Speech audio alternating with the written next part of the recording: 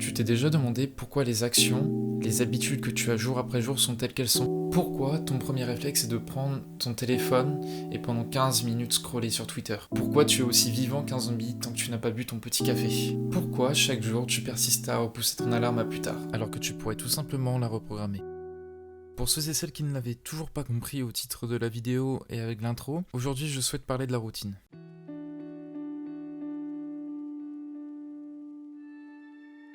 Cet ensemble d'habitudes, bonnes comme mauvaises, font partie de notre vie et ont une grande influence sur le reste de notre journée. Si on est là aujourd'hui, c'est pour en apprendre un peu plus sur la mienne et la manière dont je la gère depuis que j'ai commencé à apprendre le russe. Ma routine consistait, je pense comme beaucoup de monde, à me réveiller, prendre mon petit déj, aller prendre ma douche, regarder une petite série avant de partir soit au boulot, soit à l'école. C'est ce genre d'habitudes qui ont pris la peau dure au fur et à mesure des années. Non pas malgré moi, mais à défaut d'autres choses, sont restées telles qu'elles sont. Et tout ça sans que j'y réfléchisse. Parce que pour moi, c'était normal. Quand j'ai commencé le russe, ma routine restait plus ou moins la même.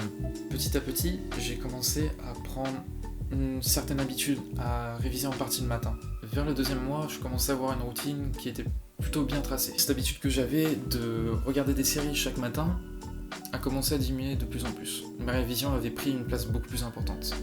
Sur le papier, ça change pas beaucoup, mais dans les faits, je l'ai ressenti complètement différemment.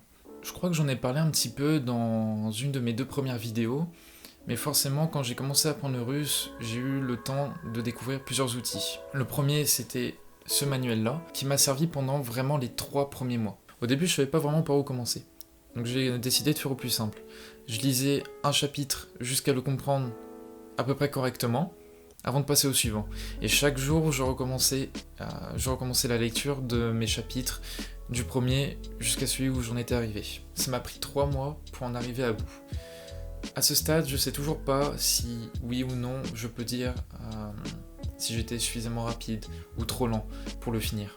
Forcément, chacun a son rythme, et sachant que je partais vraiment de rien, je pense que ça peut paraître correct. C'est peut-être moi qui me fais une idée, mais il y a une certaine forme de pression, je trouve, quand on voit les chaînes de tuteurs qui font justement des cours à des élèves qui partent de rien et qui, bon, je sais pas si c'est vrai ou pas, mais soi-disant au bout de 1 mois ou 2, arrivent à connaître telle ou telle notion, arrivent à connaître tant de vocabulaire et ont l'air d'être si avancés par rapport à, par exemple, moi qui suis autodidacte.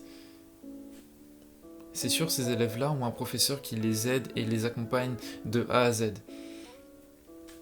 Mais ouais, je peux m'empêcher en fait de me mettre cette pression de me dire je suis trop lent, ou alors tout simplement qu'à mon stage je devrais être tellement plus avancé.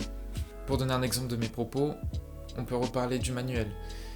Je l'ai appris pendant 3 mois, certes c'était il y a presque 1 an maintenant, je le revois toujours de temps en temps, mais je peux pas dire que je connais toutes ces leçons par cœur, je peux pas me rappeler de chaque leçon de grammaire, et surtout quand j'ouvre un cahier d'exercice, je vois très bien que je n'arrive pas parfaitement à me rappeler de certaines leçons de grammaire, ou que j'ai peut-être mal compris certaines. Le second outil que j'utilise principalement, c'est les vidéos YouTube. Avec la Russie, je trouve qu'on a une certaine chance de pouvoir accéder à beaucoup de séries et de films entièrement sur YouTube. Le seul problème, c'est que pour certaines, on n'a pas la possibilité d'avoir les sous-titres, ce qui peut être un gros frein, surtout quand on débute. Forcément, il n'y a pas que ça, il y a énormément aussi de chaînes de vlogs ou de youtubeurs en fait qui parlent de leur quotidien, ou de tuteurs qui enseignent le russe en tant que russe pour des étrangers. Entre YouTube, leur page Instagram et les différents outils qu'ils utilisent pour partager leur savoir, on a vraiment de quoi faire. Bon, en parlant de YouTube, c'est quand même quelque chose où je m'y suis mis vraiment tard. Je pense que c'était autour du 4e mois, autour du 4e mois où j'ai vraiment commencé à m'y mettre sérieusement. Parce qu'avant, j'avais réussi à regarder certains épisodes de séries, certains films en russe, mais au final, j'arrivais pas à comprendre grand-chose, forcément. Le fait que j'arrivais pas à comprendre grand chose, ou que je devais mettre pause sans arrêt, ça pouvait rapidement me saouler en fait. Ça pouvait rapidement me saouler, et tout simplement, ça me motivait pas à en regarder plus. Quand j'ai fini le livre, et que j'avais une plus large connaissance de ce qu'était la langue et comment elle fonctionnait, c'est là où je me suis dit, bon, c'est peut-être le moment de vraiment m'y mettre, à regarder un peu plus, et de m'investir dans les vidéos, et surtout développer mon expression orale, non, ma compréhension, et de surtout développer ma compréhension orale. C'est à partir de ce moment-là aussi où j'ai pu vraiment constater la différence entre la première fois où j'avais essayé de regarder des films et des séries, et ce moment où je me suis vraiment mis à regarder les vidéos YouTube.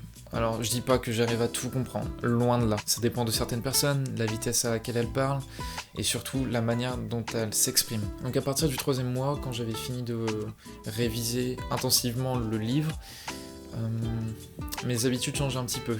Soit je revoyais certaines leçons de grammaire, soit je regardais des vidéos YouTube, des vlogs, peu importe. Après quelques temps, j'avais commencé à acheter des cahiers d'exercices où je pouvais passer aussi du coup des matinées ou des après-midi à remplir certains d'entre eux. Malgré que j'avais plus conscience des notions de grammaire et que j'étais un peu plus capable de lire, écrire et comprendre, j'avais toujours plus de difficultés à développer mon vocabulaire. Donc dans mes nouvelles résolutions, habitudes que j'ai envie de prendre le matin, c'est vraiment de continuer déjà à faire mon minimum de révision, mais surtout de me dire chaque matin que j'ai au moins révisé un petit peu de vocabulaire, que j'en ai appris du nouveau, que j'ai pu réviser de l'ancien, et qu'en même temps je peux continuer à développer le reste de mes compétences. C'est bien beau de dire ça, et c'est bien beau d'en avoir envie et de dire que je vais le faire, mais la question c'était comment ? Jusque-là, j'avais toujours pas trouvé de moyens ludiques ou suffisamment motivants pour me pousser à le faire de manière régulière. J'avais bien cette liste que j'avais commencé à créer en écoutant les vidéos où je notais plus ou moins tous les mots que je jugeais utiles et que je souhaitais apprendre. Mais au final, le fait d'avoir juste une liste basique sans aucun sens, sans aucun thème, ça m'allait pas, j'arrivais pas à me pousser à les apprendre. Le fait d'avoir aucun repère visuel ou de moyens mémotechniques pour apprendre ces mots-là, c'est ce qui a fait, je pense, que j'ai pas continué. Quand j'ai commencé à réfléchir à comment développer cette nouvelle habitude, j'ai pas seulement réfléchi à comment apprendre plus facilement des mots, mais surtout la manière dont je vais les apprendre. Donc j'ai fait quelques petites recherches, j'ai un petit peu réfléchi sur moi, ma manière de travailler et comment j'aime travailler, et j'en suis venu à la conclusion que je devais un petit peu changer mon environnement de travail. Ma chambre, hormis tous les décos que je peux avoir dedans, en soi, ça consiste à mon lit, mon armoire et mon bureau. Mon bureau c'est sympa, mais si c'est pas pour travailler sur mon ordi ou être devant mon ordi, voilà. Puis je me suis souvenu que j'avais vu une vidéo il y a quelques temps où la personne parlait en fait qu'elle était plus créative et plus concentrée surtout quand elle travaillait debout. L'idée m'a plu et c'est vrai que j'ai voulu tenter de voir comment ça pouvait être de travailler debout, puisqu'au final, dans ma chambre, je travaille toujours assis. C'est une sorte d'expérimentation, ça me permet de voir si oui ou non ça m'apporte quelque chose, si oui ou non ça me plaît, mais surtout ça me permettait de changer un petit peu ma chambre et la manière dont je l'utilise. Heureusement pour moi, j'avais certains meubles qui m'ont permis de réagencer un petit peu ma chambre et de pouvoir créer une sorte de plateforme pour travailler debout, où je peux écrire, poser des objets, et surtout avoir mon petit tableau Velleda à mi-hauteur. Je pense la méthode que j'ai trouvée et que j'expérimente pour l'instant, que je trouve plutôt correcte, je risque d'en parler dans une future vidéo et surtout de la manière dont j'ai développé. J'ai des petites idées pour toujours continuer à rendre ça plus intéressant. Pour en parler brièvement, j'ai trouvé un petit site qui répertorie par catégorie des mots de vocabulaire, et vu qu'il y en a un peu plus d'une centaine, je me suis dit, pourquoi pas, à la manière d'un calendrier de Noël où on ouvre une case par jour, je pourrais apprendre une leçon par jour.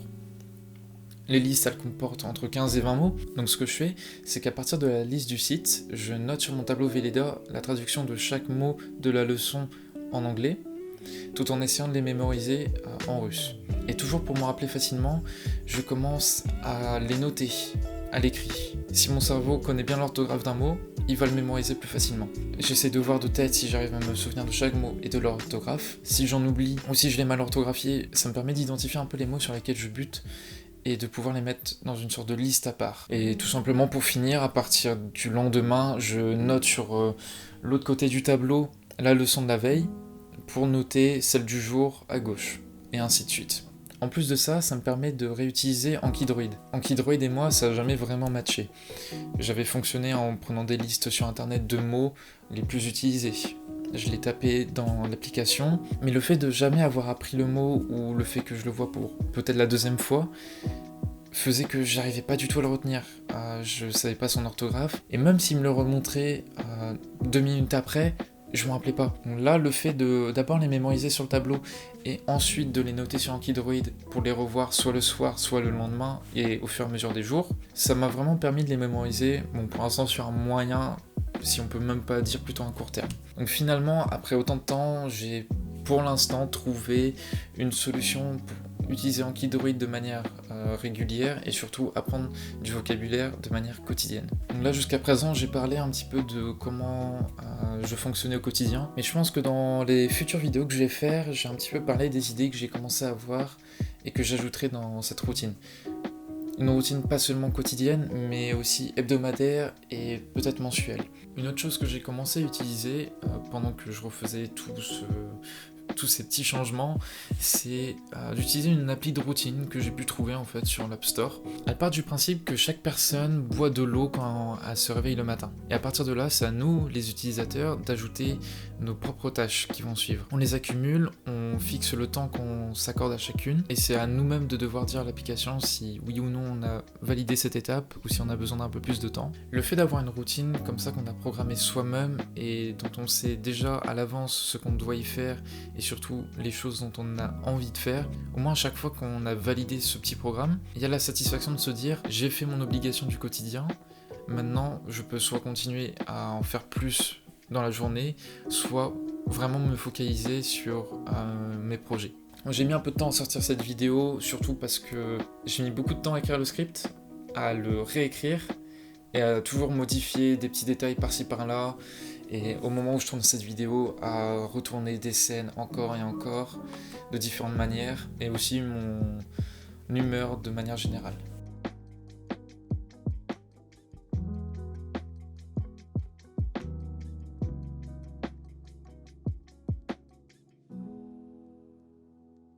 Cet ensemble d'habitudes, bonnes comme mauvaises, font partie de notre vie, et ont une grande influence sur le reste de notre journée.